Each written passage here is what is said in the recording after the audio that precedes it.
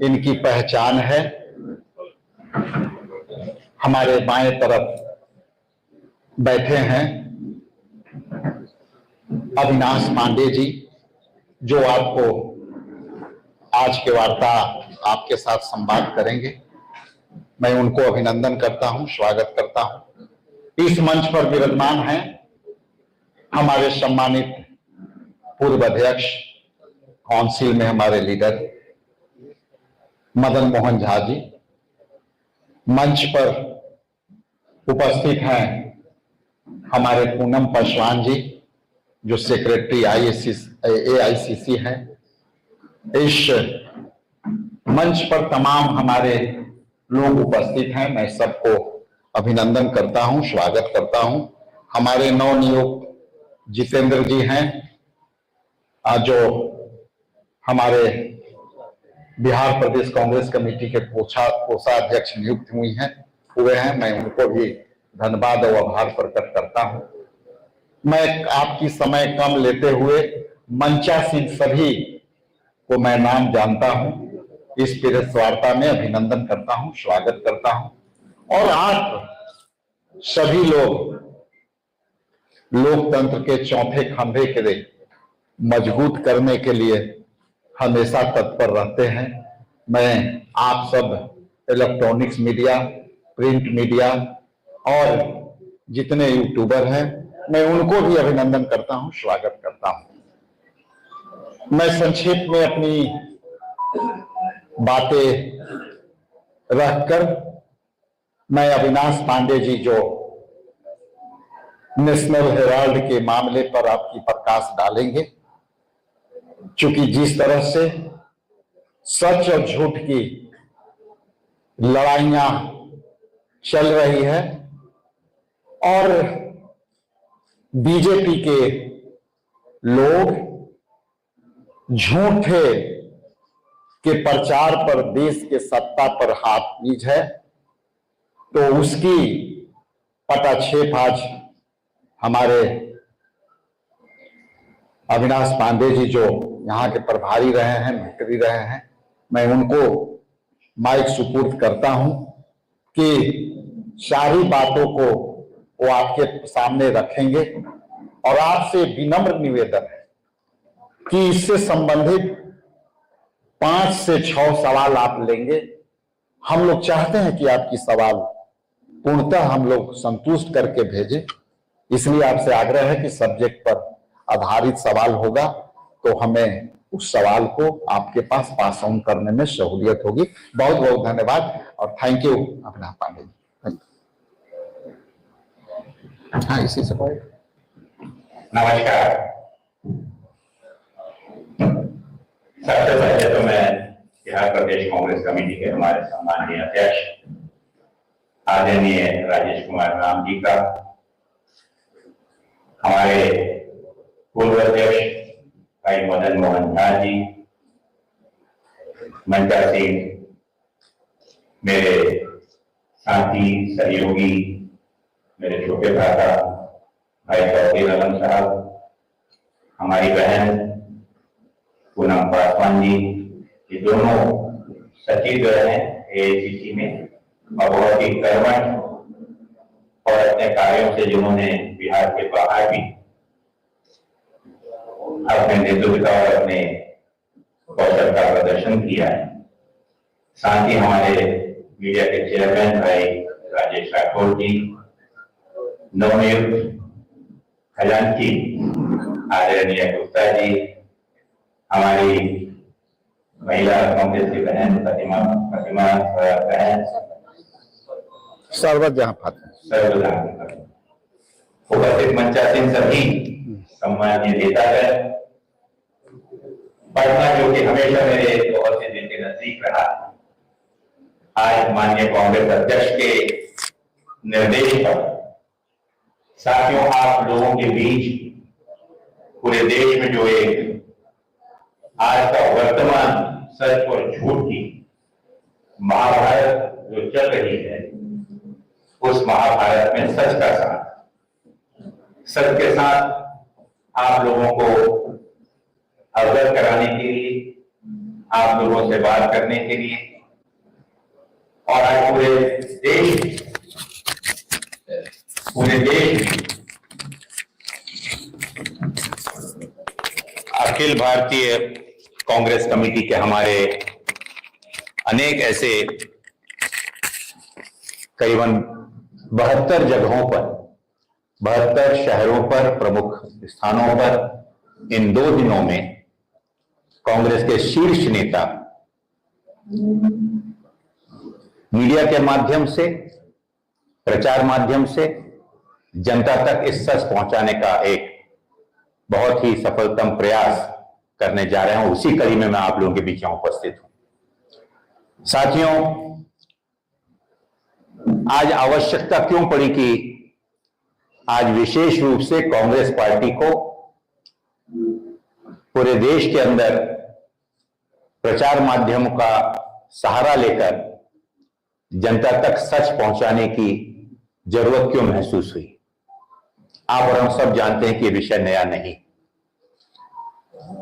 पिछले 13 वर्षों से, जब से सुब्रमण्यम स्वामी जी ने इस विषय को उठाया, नेशनल हेराल्ड अखबार, जिसकी स्थापना 1937 में हमारे उस समय के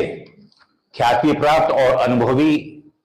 स्वतंत्र संग्राम सेनानी, जिन्होंने देश की आजादी के लिए अपना सर्वस्व कुर्बान कर दिया, ऐसे उन महान अनुभवों के मदद से, जिसमें आदरणीय पुरुषोत्तम दास टंडन जी, आचार्य नरेंद्र देव जी और आदरणीय रफी अहमद किदवई जी, पंडित जवाहरलाल नेहरू जी ने देश के स्वतंत्रता के आंदोलन में जन भावनाओं को जन जन तक पहुंचाने के लिए एक मीडिया हाउस की स्थापना की, जिसे इन प्रमुख नेताओं ने, प्रमुख रूप से और भी इसके साथ जुड़े हुए लोग थे, उन्होंने मिलकर अंग्रेजी में नेशनल हेराल्ड, हिंदी में नवजीवन और उर्दू में कौमी आवाज, इन 3 भाषाओं में जन तक के स्वतंत्रता आंदोलन की आवाज को बुलंद करने के लिए एक मीडिया हाउस की स्थापना की। मैं जानकारी आप इसलिए दे रहा हूं साथियों कि आज अगर हम देखें कि नेशनल हेराल्ड के बारे में जिस प्रकार का गैर प्रचार किया जा रहा है, और ये गैर प्रचार का उद्देश्य आप और हम सब भली भांति जानते हैं। अगर हम देखें तो ये मामला भारतीय जनता पार्टी का देश की जनता का ध्यान भटकाने के लिए, और जो शीर्ष नेतृत्व कांग्रेस का, जो आज हमारे पार्टी के सिरमौर है, उस पर आक्षेप लगाकर कांग्रेस के कार्यकर्ताओं का मनोबल गिराने का एक षड्यंत्र है। हाल ही में आपने देखा कि अहमदाबाद में एक बहुत ही सफलतम राष्ट्रीय अधिवेशन में, जहां पर कि संगठन सृजन से लेकर संगठन को अलग अलग स्तर पर जन सामान्य की समस्याओं को लेकर एक आंदोलनकारी धारदार कार्यक्रमों के माध्यम से कांग्रेस एक नए जोश में माननीय राहुल गांधी जी के नेतृत्व में, आदरणीय मल्लिकार्जुन खड़गे जी और आदरणीय प्रियंका गांधी जी और हमारी सर्वोच्च नेता आदरणीय सोनिया गांधी जी के मार्गदर्शन में जो एक शुरुआत पूरे देश में करने जा रही है, निश्चित रूप से आप समझ गए होंगे कि वो सरकार, वो भारतीय जनता पार्टी का नेतृत्व आज बुरी तरह से डरा हुआ है। और आप जानते हैं कि जब व्यक्ति डरता है तब अपनी राजनीति के पैंतरे के बारे में ना सोचते हुए किसी प्रकार से जो प्रयत्न इनका पिछले 11 सालों से सफलतम तरीकों उसको मानते हैं कि जनता की आवाज को, जनता की समस्याओं को, या जिन उद्देश्यों को लेकर, जिस पर विश्वास रखकर इस देश की जनता ने उन्हें सत्ता सौंपी है, उस मोर्चे पर, हर मोर्चे पर पूर्ण रूप से नाकाम होने के बाद अब एक ही मकसद उनके पास में, किसी तरह जनता का ध्यान भटकाएं, चाहे वो माननीय सोनिया गांधी जी या राहुल गांधी जी पर इस प्रकार के अनर्गल आरोप लगाकर, चाहे नेशनल हेराल्ड जिसकी स्थापना पंडित जवाहरलाल नेहरू ने 1937 में इन सभी महानुभावों को साथ में लेकर 3 भाषाओं में की, और जिसका प्रमुख उद्देश्य था कि इस देश के लोगों तक सच्चाई पहुंचाकर अंग्रेजों की उस हुकूमत को उखाड़ फेंकने के लिए जो लाखों स्वतंत्र संग्राम सेनानी थे इस देश की जनता के, उनको उनके स्वाभिमान के बारे में, स्वतंत्रता के बारे में और हो रहे अत्याचारों के बारे में जानकारी दे सके। अगर ये वो न्यूज़पेपर है, ये वो संस्था है साथियों, जिसका योगदान इस देश की आजादी में एक प्रमुख भूमिका के रूप में रहा, और वही कारण था कि 1942 के आंदोलन के बाद, भारत छोड़ो आंदोलन के बाद अंग्रेजों ने इस समूह को, इन पत्रिकाओं को बैन कर दिया, जो जाके इतने घबराए हुए थे कि 1945 में ये उन्हें बैन हटाना पड़ा। आप सब पत्रकार हैं, जैसा आदरणीय अध्यक्ष जी ने कहा, एक चौथे और बहुत ही महत्वपूर्ण स्तंभ हैं लोकतंत्र के। हम सब ने मिलकर संविधान बनाया, और संविधान को इस तरह से बनाया कि जहां पर किसी प्रकार का अन्याय ना हो, और देश का हर एक व्यक्ति, राजा से लेकर रंक तक, पूर्ण विश्वास के साथ में, स्वाभिमान के साथ में, निडर होकर स्वतंत्रता के साथ यहां पर रह सके और अपनी भावनाओं को व्यक्त कर सके। अगर कुछ गलत हो रहा है, कोई अत्याचार हो रहा है, तो आवाज उठा सके। लेकिन आपने देखा होगा कि आज की वर्तमान सरकार, मैं फिर आना चाहूंगा कि नेशनल हेराल्ड का बहाना लेकर कांग्रेस के सर्वोच्च नेतृत्व को डराने का, धमकाने का, और उसके माध्यम से देश की जनता को फिर एक संदेश देने का प्रयत्न कर रही है, जहां पर कि अपने सबसे प्रिय और अपनी पसंदीदा जो उनकी आपराधिक संस्था है, जिसे मैं कहता हूं कि हमारी आपराधिक वसूली मशीन, जिसको मैं कह सकता हूं, या दूसरे शब्दों में कहें तो आज खुले रूप से सब लोग जानते हैं कि आज की तारीख में इस देश का प्रवर्तन विभाग ईडी भारतीय जनता पार्टी का, मोदी जी का, अमित शाह का एक इलेक्शन डिपार्टमेंट बन के रह गया है। और इस ईडी का भले ही हम प्रवर्तन मंत्रालय और प्रवर्तन विभाग के नाम से जाने, लेकिन आप देख रहे हैं कि किस प्रकार से खुला नंगा अलोकतांत्रिक कृत्य इस ईडी के माध्यम से किया जा रहा है। जो विपक्ष में हैं उनकी आवाज को दबाने के लिए, जो कल तक के सख्त सादा भ्रष्टाचारी थे, उन्हें उसका डर धमकाकर, और जिस समय वो कांग्रेस पार्टी छोड़कर अगर भारतीय जनता पार्टी में आ जाते हैं तो एक वॉशिंग मशीन के रूप में वो पवित्र हो जाते हैं, और धन्य करते हैं उस ईडी का, जो उन्हें आंख दिखाकर और फिर उनकी असली जगह पर उन्हें बैठा देती है। साथियों, उठाकर देखिए वो डाटा। अगर 100% में से पिछले 12 सालों में मात्र 1% ईडी डिपार्टमेंट के केसों का फैसला हुआ है जहां पर कि अपराधियों को सजा मिली है। बचे कितने? 99% में से 98% केस वो हैं जिन पर आज तक न निर्णय हुआ, लेकिन जो केसेस जिन पर हुए हैं वो सभी राजनीतिक प्रतिद्वंदी, विपक्ष के नेता या विपक्ष के वो लोग हैं जिन्होंने इस सरकार की असलियत को, इस सरकार को ऐना दिखाने का काम और जनता तक उनके कुकृत्यों को पहुंचाने का कार्य किया हो। और उनका प्रयोग उन 98%, 98% लोगों पर आज भी चल रहा है कि उन लोगों को डरा के धमकाकर, पैसे वसूली कर कर या किसी प्रकार से आतंकित कर कर उनको घर पर बैठा दिया जाए। आज आप लोगों के बीच में आया हूं नेशनल हेराल्ड के इस संस्था को, जो कि हमारे इस देश की धरोहर है, जिसकी स्थापना माननीय पंडित जवाहरलाल नेहरू जी ने की, जिसे इस देश के स्वतंत्रता संग्राम सेनानियों ने अपने खून पसीने से सींचा। आज उसके माध्यम से जिसका प्रतिनिधित्व आप कर रहे हैं, एक मीडिया के रूप में सिर्फ मैं आपके साथ में यहां बैठा नहीं हूं,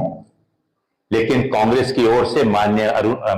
मल्लिकार्जुन खड़गे जी की ओर से, माननीय राहुल गांधी जी की ओर से आपसे कुछ साझा करने के लिए आया हूं और आपकी मदद चाहता हूं। क्योंकि मीडिया के आप भी एक महत्वपूर्ण अंग हैं। आज 1937 में जो प्रासंगिक था, आज भले ही वो प्रासंगिक ना हो, लेकिन आज भी हिंदुस्तान और माननीय राहुल गांधी जी, कांग्रेस पार्टी इस देश के दूसरे स्वतंत्रता की लड़ाई में जुटे हुए। कांग्रेस का कार्यकर्ता पूरे देश के अंदर बिना किसी डर के, बिना किसी भय के, जब माननीय सोनिया जी और राहुल जी के ऊपर में ईडी का हमला हुआ तो किसी एक व्यक्ति के समर्थन में नहीं गए थे साथी।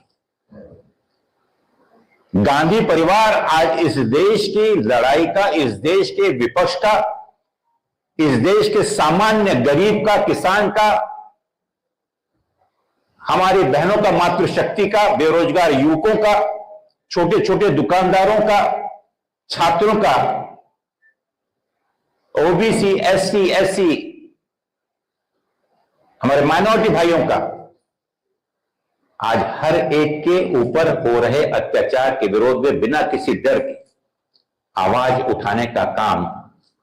अगर इस देश में वाकई में कोई नेता कर रहा है तो साथियों आप सब इसके गवाह हैं। मोदी की आंख में आंख डालकर, चाहे वो पार्लियामेंट हो, चाहे वो सड़क हो, माननीय राहुल गांधी जी और उनके नेतृत्व में कांग्रेस का एक एक कार्यकर्ता, ऐसे 10 हमले हो जाएं, हम डरने वाले नहीं हैं। साथियों, जिस आवाज को लेकर जब इस देश की जनता ने यह महसूस किया और एक मायूसी का वातावरण पूरे देश में छाया हुआ था, किसान आत्महत्या कर रहे थे, आंदोलन करने वाले 800 से ज्यादा किसानों ने आत्महत्या, उनकी मौतें वहां पर हो गई, शहादत उन्होंने दे दी। उसके बावजूद भी मोदी जी के कानों में जू नहीं रेंगी और उन पर अत्याचार करने के बाद जब देखा कि पूरे देश का माहौल बुरी तरह से विरोध में भड़क रहा है, तो उन्हें उन 3 काले कानूनों को वापस ही नहीं लेना पड़ा। लेकिन उस समय भी उनने जो आश्वासन दिया था साथियों, वो खतरा आज भी टला नहीं। कहना मैं ये चाहता हूं कि आपके माध्यम से, मीडिया के माध्यम से, नेशनल हेराल्ड एक ऐसा सिंबल बना हुआ है इस लड़ाई का, जिसमें माननीय सोनिया गांधी जी, राहुल गांधी जी और गांधी परिवार के हर एक सदस्य का, आदरणीय प्रियंका गांधी जी, गांधी परिवार के हर सदस्य में जो राजनीति में हो या भले ही ना हो, लेकिन प्रत्यक्ष अप्रत्यक्ष रूप से उन्हें आतंकित कर देश के कांग्रेस जनों के बीच में ये संदेश देने का जो असफल प्रयत्न भारतीय जनता पार्टी कर रही है, हम उसका घोर निषेध करते हैं। साथियों, मैं आपसे कहना चाहूंगा कि जो आरोप लगाए हैं, अगर आप देखें तो वाकई में हास्यास्पद है, ये विडंबना है कि आरोप क्या लगाए हुए हैं कि मनी लॉन्ड्रिंग हुआ। मनी लॉन्ड्रिंग में पैसों की आवश्यकता होती है, कैश की आवश्यकता होती है। लॉन्ड्रिंग मतलब उसकी अफरा तफरी, उसे जैसे वो नेताओं की लॉन्ड्रिंग करते हैं आजकल भारतीय जनता पार्टी ईडी के माध्यम से, जितने भी कुकृत्य करने वाले देश के नेता हैं उनको लॉन्ड्रिंग कर वॉशिंग मशीन में धुलाते हैं, यहां पर उनका आरोप है कि मनी लॉन्ड्रिंग हुई। साथियों में आपको बतला दूं कि एजेएल, जो कि 1937-38 में जिसकी स्थापना हुई, जिसके अंतर्गत ये 3 अखबारों का प्रकाशन शुरू हुआ, चलते चलते घाटे के कारण और अखबार नहीं चला पाने के कारण, क्योंकि आर्थिक रूप से कमजोर होने के कारण एक जैसा घाटा चल रहा था। लेकिन हमारी राष्ट्रीय धरोहर होने के नाते और कांग्रेस निश्चित रूप से इस पत्रिका के बारे में पूर्ण रूप से समर्पित होने के कारण कई वर्षों तक 100 से भी ज्यादा छोटे छोटे चेक्स के माध्यम से कर्ज दिया गया। और जब यह एहसास होने लगा कि हमारे वहां पर काम कर रहे कर्मचारी बिजली के बिल, किराया ये जब नहीं दे पा रहे हैं, तो ऐसे अवसर पर कानूनी सलाह के अनुसार देश में और पूरी दुनिया में जिस प्रकार की प्रचलित चलन है, एक धर्मदाय संस्था यंग इंडिया के नाम से एक कंपनी बनाई गई, जिसने 50 लाख रुपए के साथ में जो करीबन 90 करोड़ का 900 करोड़ का जो 90 करोड़ का जो लोन था, उसे ग्रहण कर और इस संस्था को कायम रखकर आगे चलाने का प्रयत्न, मदद, सहयोग ऐसी संस्था के माध्यम से जहां पर ना ही कोई पैसे का लेन देन है, ना कोई पगार है, ना किसी प्रकार की उसका लाभ कोई ले पा रहा है। और ऐसी जगह पे जहां पर वो मनी लॉन्ड्रिंग की बात कर रहे हैं कि जहां पर ना ही संपत्ति किसी प्रकार से नेशनल हेराल्ड की संपत्ति किस तरह से हस्तांतरित हुई, ना ही किसी प्रकार के पैसों का लेन देन हुआ। और जो कानूनन तरीके से, जो कानूनन विद्वान लोगों ने जो एडवाइस किया, उस प्रकार से इस नई कंपनी में 4 प्रमुख शेयर होल्डर बने। उस समय तब की तत्कालीन हमारी कांग्रेस अध्यक्षा सोनिया गांधी जी, तत्कालीन हमारे कोषाध्यक्ष आदरणीय मोतीलाल वोरा जी, तत्कालीन महासचिव आदरणीय ऑस्कर फर्नांडिस जी और तत्कालीन महासचिव आदरणीय राहुल गांधी जी। ये 4 शेयर होल्डर्स बने और 2 शेयर होल्डर्स आदरणीय सुमन दुबे जी और हमारे दूसरे हमारे साथी जो हैं सैम पित्रोड़ा जी, ये 2 गैर शेयर होल्डर जिनके पास कोई शेयर नहीं है, डायरेक्टर अपॉइंट होते। साथियों में कहानी शुरू होती है 1912 से। 1912 में विद्वान माने जाने वाले बहुत ही नोन अधिवक्ता आदरणीय सुब्रमण्यम स्वामी जी, इन्होंने इस बारे में 2012 में शिकायत की कि ये गैर व्यवहार हुआ है, ये मनी लॉन्ड्रिंग हुआ है, ये हजारों करोड़ की प्रॉपर्टी जो कि नेशनल हेराल्ड की है, एजेएल की है,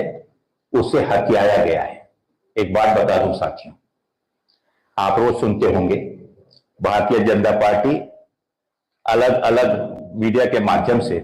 ये प्रचार कुप्रचार करने में लगी हुई कि 5000 से भी ज्यादा की संपत्ति एजेएल की है, जिसे यंग इंडिया ने हड़प लिया, जिसे कांग्रेस के आदरणीय सोनिया जी और राहुल गांधी जी ने हड़प लिया। वाकई में हास्यास्पद है। मोदी सरकार की ही इनकम टैक्स डिपार्टमेंट ने खुद जो मूल्यांकन किया 2015 में, और जहां पर 484 करोड़ का मूल्यांकन किया गया, लेकिन उसमें भी बता दूं वो भी हास्यास्पद है, क्योंकि 6 जगहों पर एजेएल की प्रॉपर्टी, मैं जानबूझ के थोड़ा विस्तार में आपको बताऊं कि उद्देश्य मेरा आज, जिसमें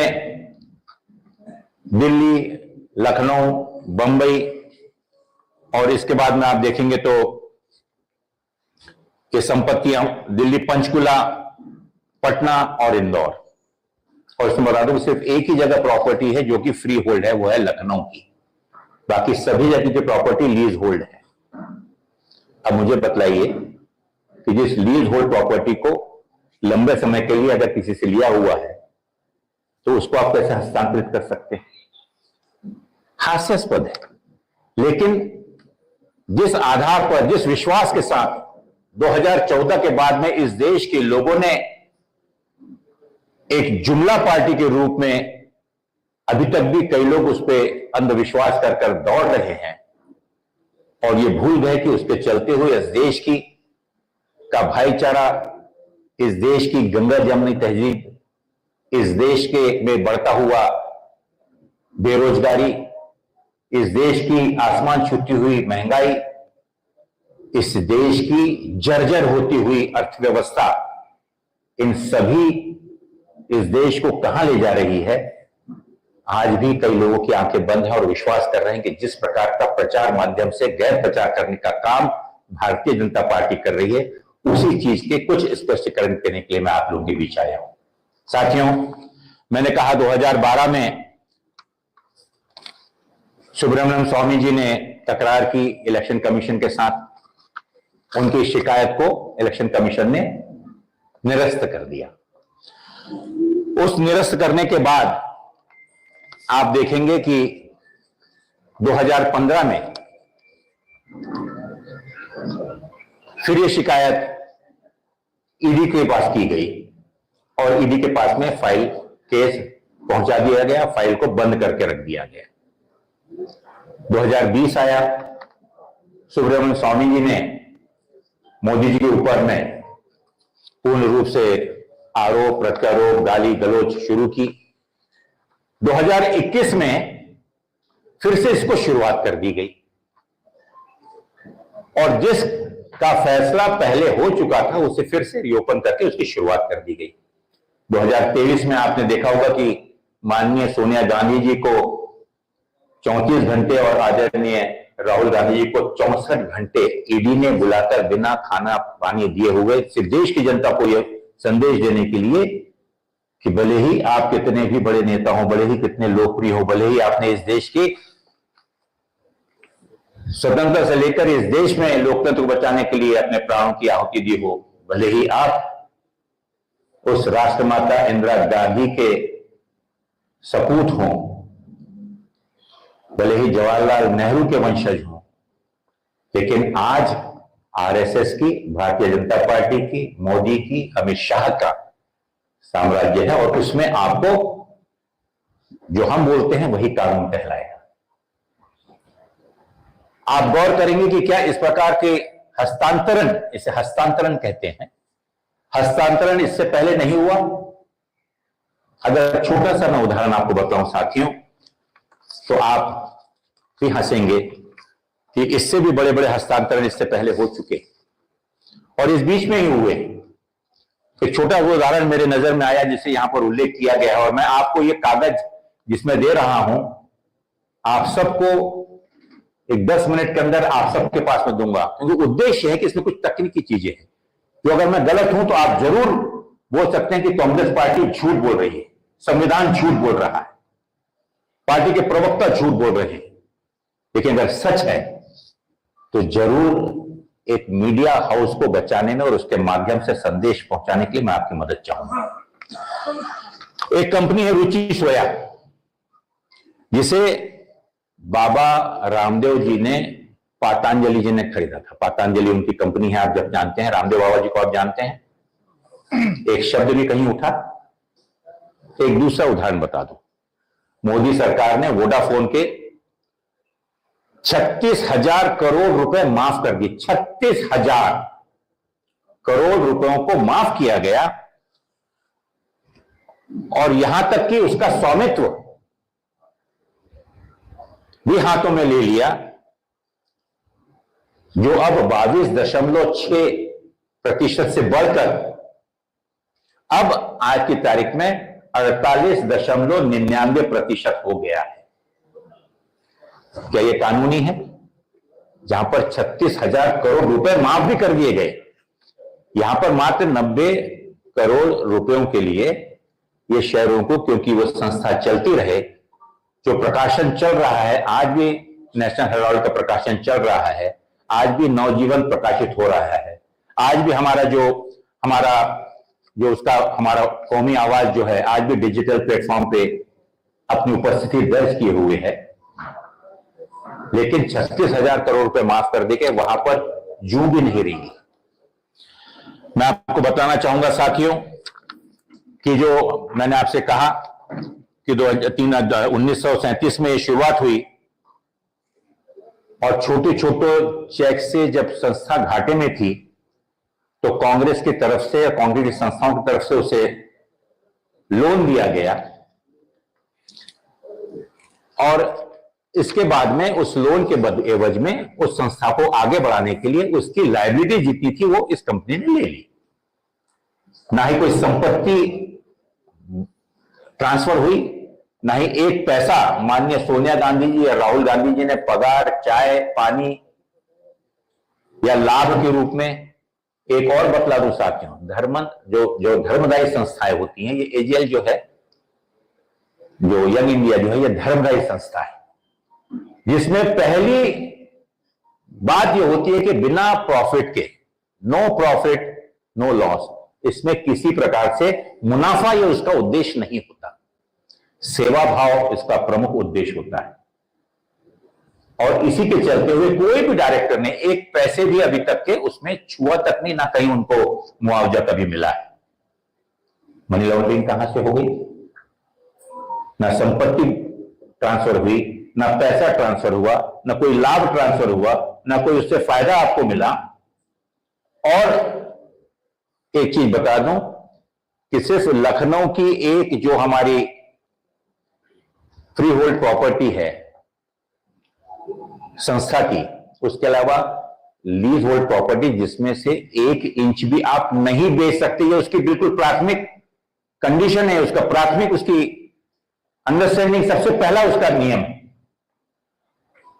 तो साथियों, मैं आपसे यह कहना चाह रहा था कि इन सब बातों के बाद एक चीज गौर करें कि देश में लोकतंत्र को खत्म करने के लिए, इस देश के अंदर में एक प्रकार से तानाशाही वातावरण को और ज्यादा मजबूती की ओर बढ़ाने के लिए जिस प्रकार से सरकारी मशीनरियों का दुरुपयोग करते हुए अपने सभी राजनीतिक प्रतिद्वंदों को डराने के लिए, धमकाने के लिए, और आप सब जानते हैं कि आज की तारीख में माननीय मोदी जी हों या भारतीय जनता पार्टी का कोई भी नेता हो, अगर रात में भी अगर किसी को हिला के अगर मोदी जी को उठाए तो उनके मुंह पे, जबान पे एक ही नाम होता है, और वो नाम क्या है? राहुल गांधी, कांग्रेस पार्टी। क्योंकि वो ये जानते हैं कि कांग्रेस का कार्यकर्ता, कांग्रेस की वो सोच, कांग्रेस का वो खून पसीना त्याग इस देश के एक एक गांव के कण कण में बसा हुआ है। राजनीतिक परिस्थितियां बदलती रहती हैं, लेकिन ये परिस्थिति वो भी जानते हैं कि ज्यादा दिन झूठ नहीं टिक सकता, झूठ की उम्र ज्यादा नहीं होती। और आज वो देख रहे हैं कि माननीय राहुल गांधी जी एक ऐसा नौजवान, एक ऐसा नवयुवक जिसके ऊपर 10 प्रकार का दबाव तंत्र, आतंक करने का डर, सब प्रकार से कोशिश कर लिया, लेकिन टस से मस ना होते हुए सच्चाई के मार्ग पर जनता की आवाज को लेकर, जनता की भावनाओं को लेकर, सिर्फ पार्लियामेंट में बैठकर नहीं, ना ही सिर्फ जनसामान्य जो हमारी रैलियां होती हैं या जन संबोधन होते हैं, लेकिन कन्याकुमारी से कश्मीर तक और मणिपुर से मुंबई तक 10,700 किलोमीटर से भी ज्यादा की यात्रा जो व्यक्ति लाखों कार्यकर्ताओं के साथ जन भावनाओं को साथ में लेते हुए गरीब किसानों को, गरीब महिलाओं को, जिनका उत्पीड़न हुआ, ऐसी बहनों को गले लगाते हुए उन युवकों का एक आशा और उम्मीद की किरण बनकर, जो पढ़ा लिखा नौजवान जो आज बेरोजगार घूम रहा है,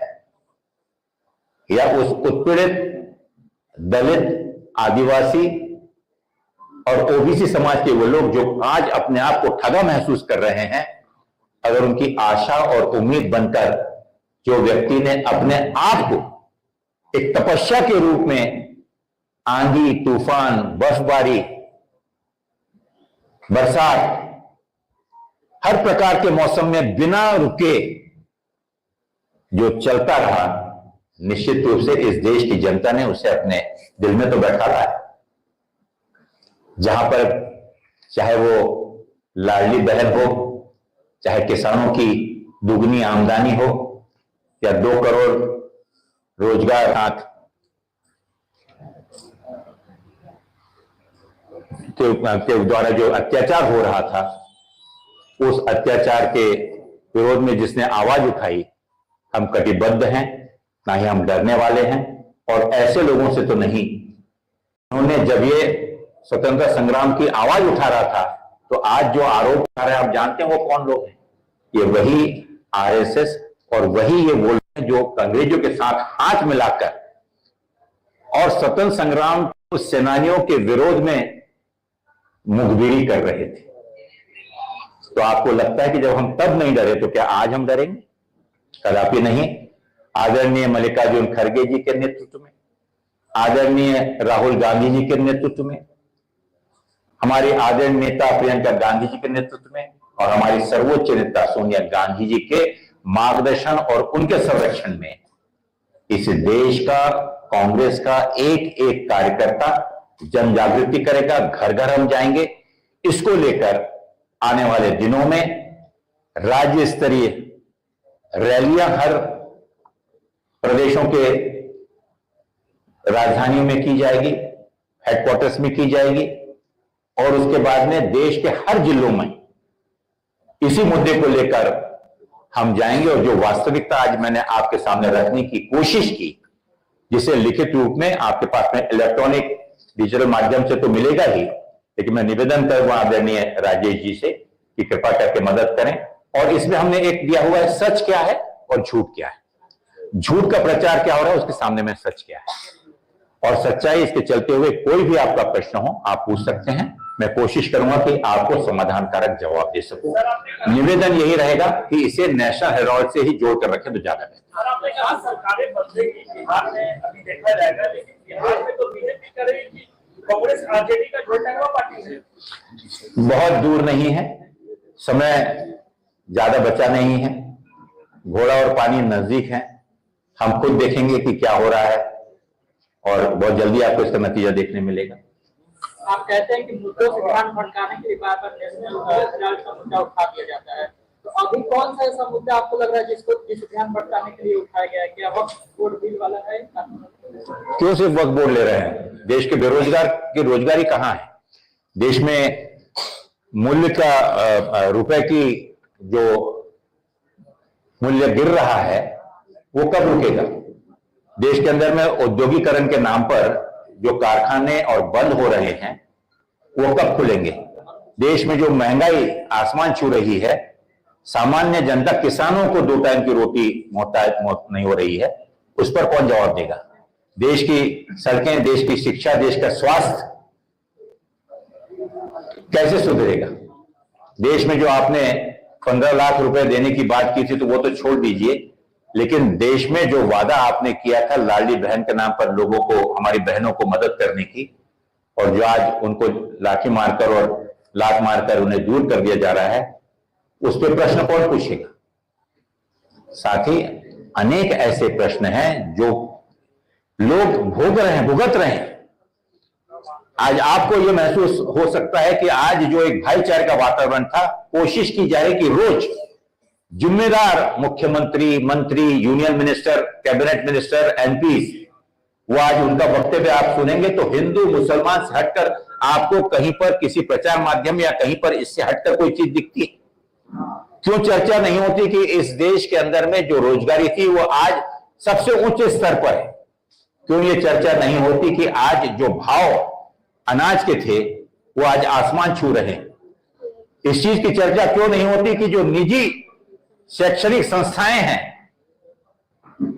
उनको और बढ़ावा दिया जा रहा है, और जो सरकारी संस्थाएं थी जहां पर कि गरीब का, किसान का, मजदूर का बेटा पड़ा करता था, वो सब बंद हो रही है। ये प्रश्न क्यों नहीं उठाया जा रहा कि आज स्वास्थ्य के नाम पर जो वादा आपने किया था, वो वादा तो छोड़ दीजिए, लेकिन मैं खुद आपके ही माध्यम में देखता हूं कि गरीब, बीमार किसान और वो है अस्पताल में अपनी मां को लेकर, अपने मृत शरीर को लेकर और कंधे पर लेकर जा रहा है। तो साथियों, भटकाने का बहुत ये है, कभी वक्फ ला दिया, कभी मंदिर ला दिया, कभी मस्जिद ला दिया, कभी कुंभ ला दिया, कभी मेला ला दिया। इस प्रकार से आप देखेंगे तो इस देश के अंदर में सिर्फ बांटो और राज करो और लोगों का ध्यान प्रमुख मुद्दों से हटाते रहो, चाहे फिर वो हेराल्ड हो, चाहे वो वक्फ हो, चाहे वो मंदिर और मस्जिद और ईद हो। हर इसमें आप देखेंगे किसी प्रकार से तनाव समाज के बीच फैलाकर और प्रमुख मुद्दों से लोगों का ध्यान हटाया। धन्यवाद धन्यवाद धन्यवाद। Thank you. आप सब लोगों को पर्चा दे दिया। आप लोगों का बहुत बहुत आभारी हूं। आप सब लोगों ने सुना। मेरे आपसे यही निवेदन होगा कि आप अपने माध्यम से कोशिश करें कि इसमें सही रूप में जनता